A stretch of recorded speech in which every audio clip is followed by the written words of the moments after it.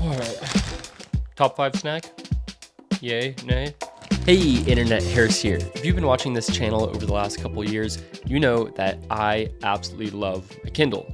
Both my Kindles, actually.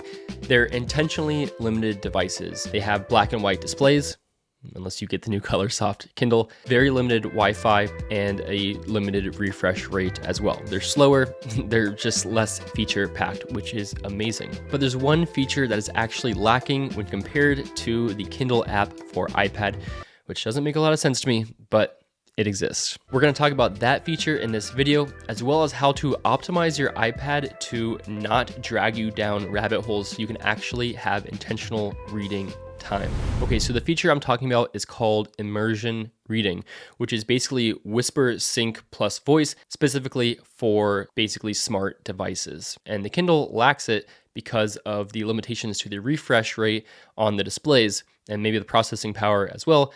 I think Amazon could still do some version of this and make it work, but they don't. Put simply, this feature allows you to read a Kindle book while simultaneously listening to the audible version of it while it's highlighting the words that it's reading, flipping pages for you, and always keeping the two synced if you ever later need to just listen or just read. Now, why is this such a big feature for me? So I generally prefer audiobooks for the seamless experience of reading. There's fewer distractions, and I feel like I just have more traction. When I'm listening to something, I can better soak it in and digest it. For me, it's kind of like being on a train versus driving a car. The train is generally an uninterrupted experience, except for a few stops many miles apart, whereas the car is many stops for stoplights and for stop signs and traffic and all these other variables. The train allows you to check out of the process and focus more on the product, whereas the car is the opposite. You have to pay a lot of attention to the process and you miss out on some of the product or the experience of traveling, your environment, the surroundings, etc. Which is all to say, when I'm reading a book, whether it be a physical book or an ebook, I often find myself stopping, thinking about something else, getting distracted. Whereas the train is like a track that kind of pulls me back and keeps me going. And if I find myself distracted, the audio will tug me along in a straight direction. Not to mention, of course, there's no guessing on names and pronunciation, and for multi-character stories, there's less guessing of who's talking, which character is this when they have different voices. All these things are great. And of course, the huge feature about audiobooks is that the brain can very easily handle 2x, 3x, I mean, really even more.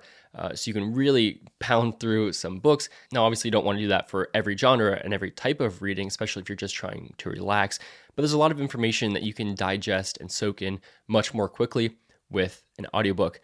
So to go back to the train analogy, an audiobook for me allows me to stay on the track, stay more focused and attentive to what I'm listening to. But it also means I can travel that track much faster at a higher speed, which means this is obviously not an American train because we don't know how to do trains here. All right, so if I love audiobooks so much, why don't I just stick with the Kindle and just use the audiobooks there? I can listen to things with Bluetooth earphones, and then I can have it sync to the ebook later on, or just skip the ebook altogether. For me, the sweet spot is having all those benefits of the audiobook, but then also having the visual cues of the words in front of me.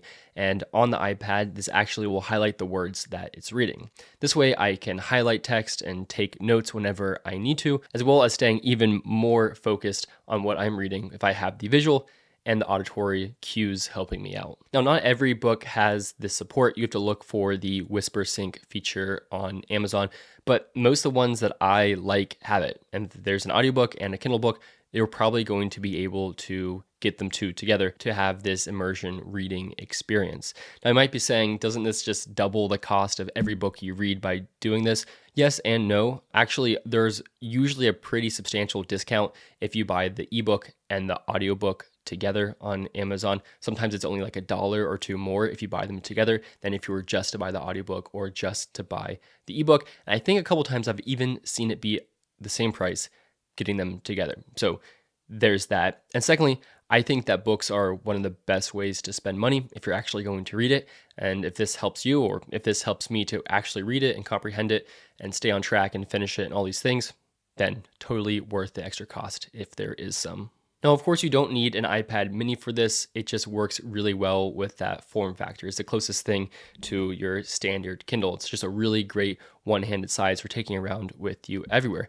And in fact, you can use the same feature, the same immersion reading on a Kindle Fire tablet if you want to go that route. Or even I tried it out on this Boox e-reader and it did work. It just didn't highlight the text as it read, but it did flip the pages, which I wish the Kindle would add. But you can do that from an e-ink tablet or phone if you have one of those. Okay, so maybe I've convinced you this is a cool feature to be more immersed, more focused, and just get through more books more efficiently and more thoroughly. But what about the distraction of the iPad, which is clearly a downside versus the Kindle if you're trying to actually immerse yourself in reading? And the solution to that is using some software optimization as well as just a little bit of discipline.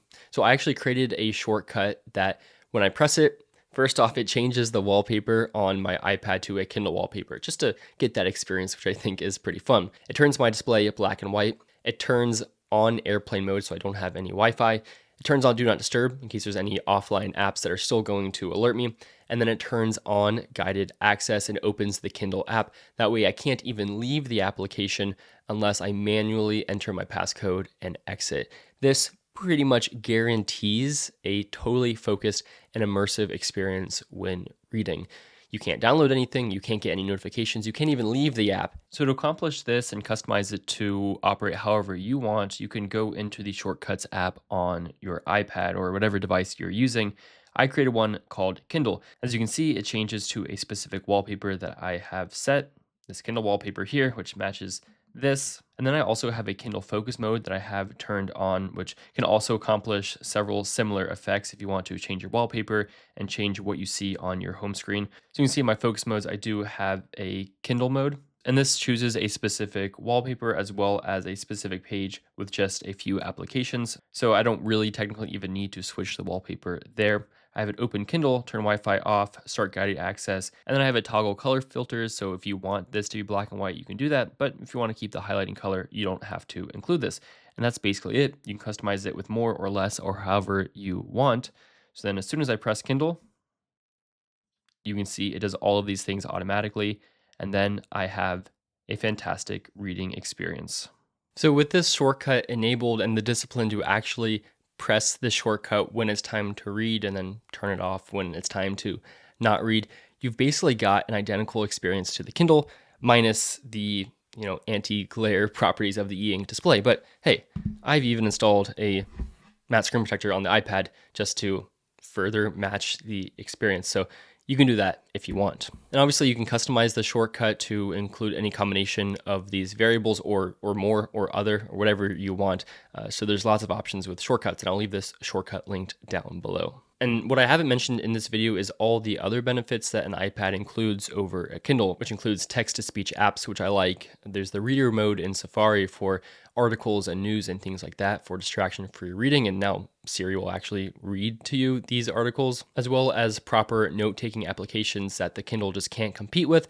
It can kind of compete with it with the Kindle Scribe, but it's still not the same. Now, the new iPad mini 7th generation, which I have here, which includes Apple Intelligence support if you're in an English-speaking country, is absolutely not necessary for anything I mentioned in this video.